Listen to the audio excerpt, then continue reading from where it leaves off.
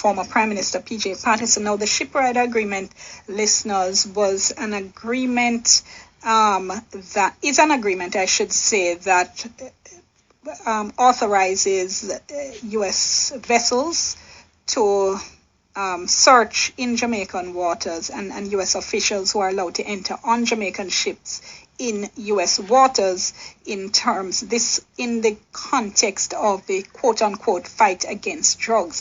It was an agreement that was entered into by when P.J. Patterson was Prime Minister, and as I mentioned, he rejected the initial terms of the agreement, held out for some time, saying that there was too much erosion of sovereignty. Well, let's listen to his words. This is him speaking on October 6, 1996.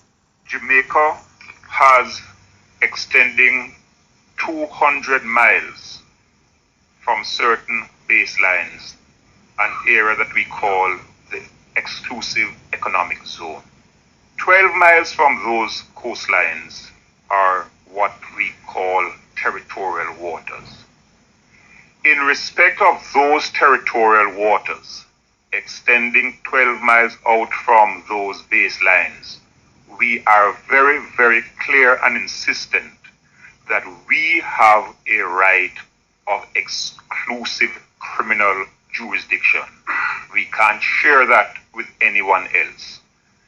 Beyond that, for a further 188 miles, which we call our exclusive economic zone, we have a criminal jurisdiction, but that is not an exclusive criminal jurisdiction.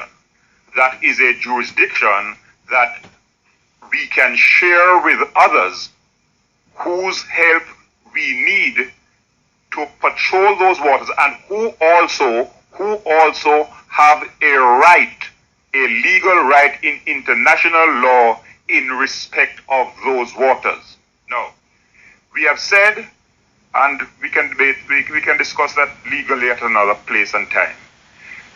We have said, in respect of drugs, as we are entering these negotiations, we have an obligation to try and prevent our export cargo from being contaminated by drugs.